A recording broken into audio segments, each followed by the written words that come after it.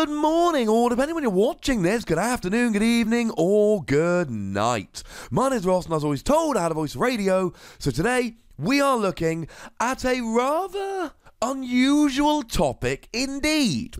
You see, as they tend to do, Pokemon have started to release official images of certain cards as we get close to the release of the new set Ultra Prism.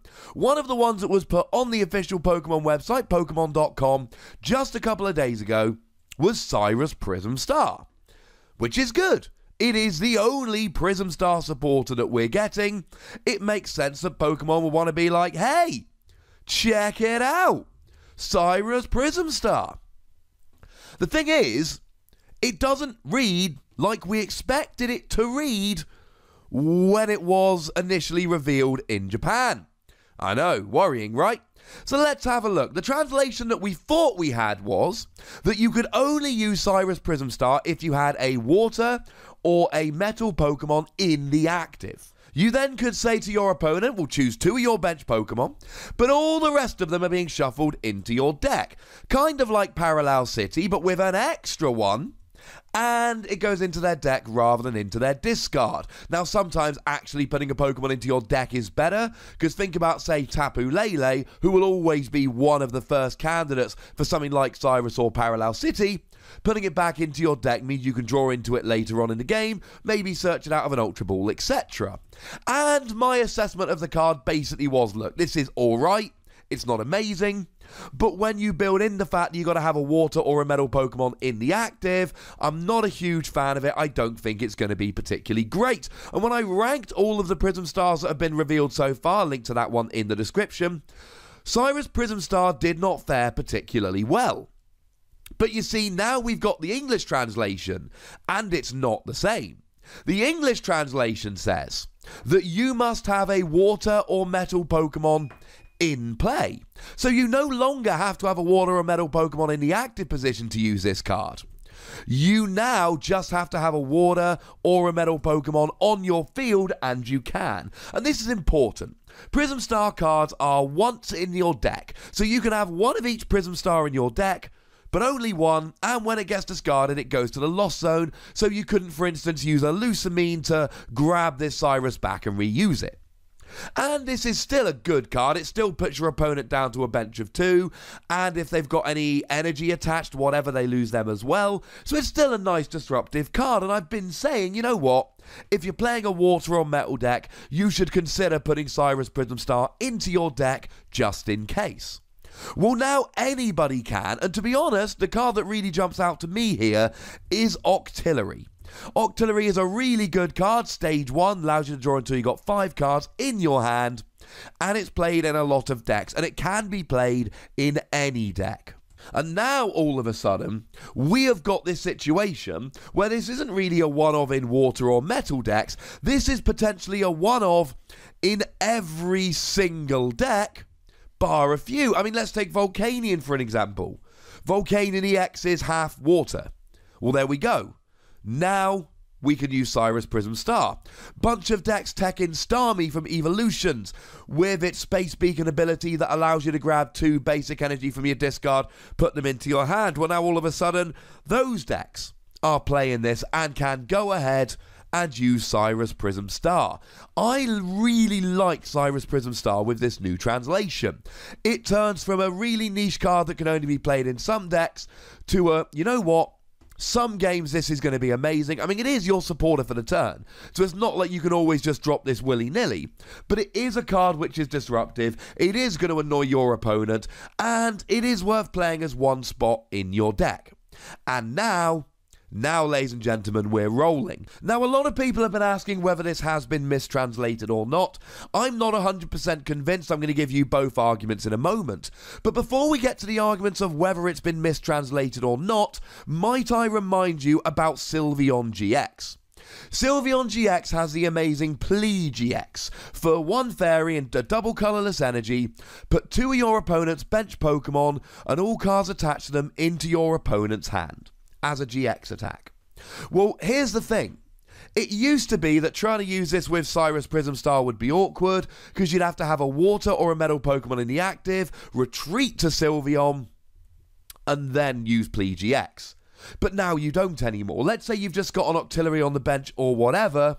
Now you can just get rid of your opponent's entire bench because you use Cyrus Prism Star to put him down to 2 bench Pokemon by shuffling the rest into their deck, and then Sylveon makes them pick up the 2 remaining. Want to be even more annoying? How about you combine this with a Pokemon catcher if you're not behind on prizes, or a counter catcher if you are behind on prizes, and now all of a sudden you bring up something into the active like a Tapu Lele or an Alolan Vulpix, some starter or support Pokemon that isn't really helping them attack, and then you use a combination of Cyrus and Sylveon to get rid of their entire bench and leave them with just an Alolan Vulpix in play.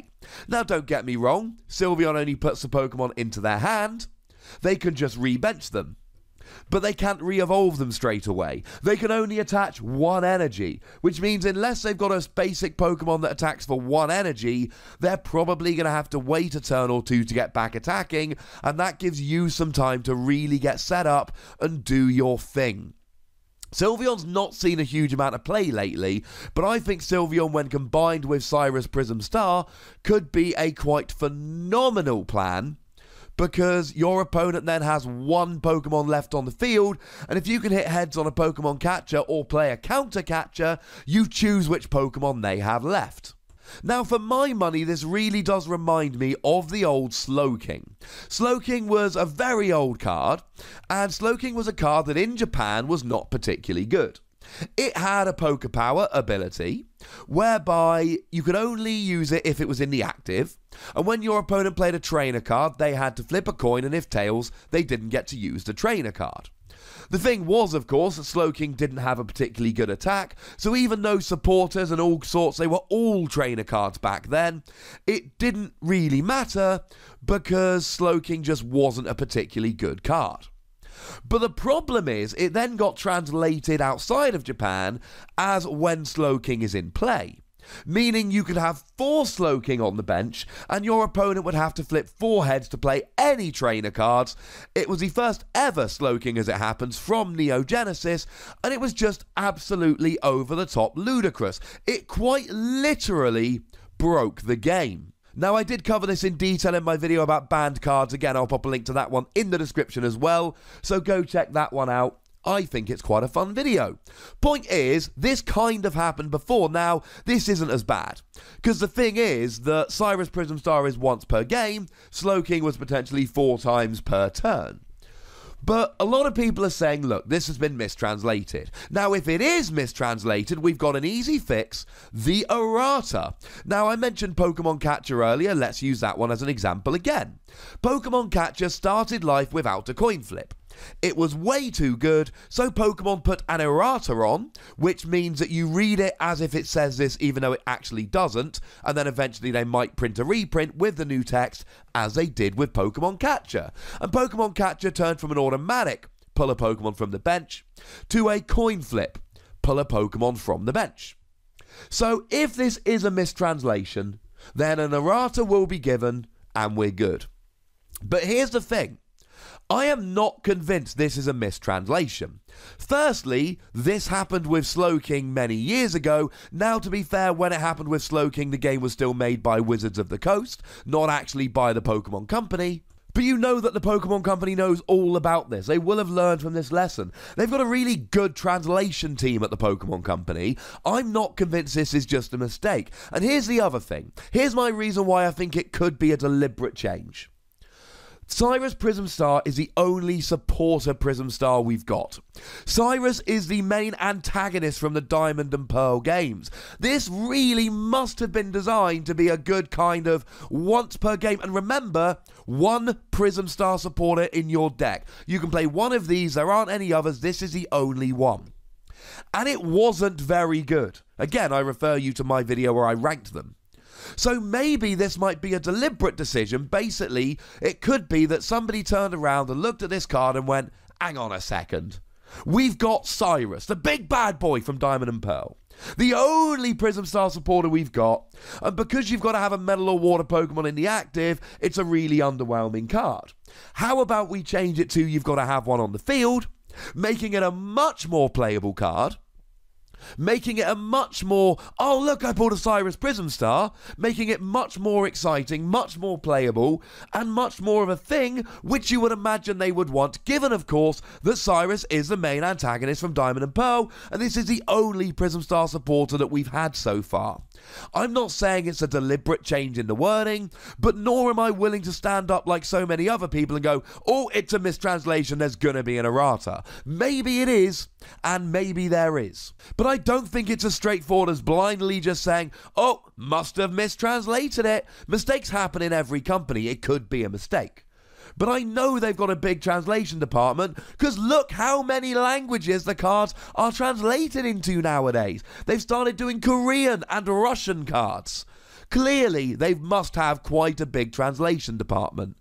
And it makes the card much better, but I'm still not hearing people talking about how Cyrus Prism Star is over the top broken, because you know what? Even with Sylveon, it's just kind of fun.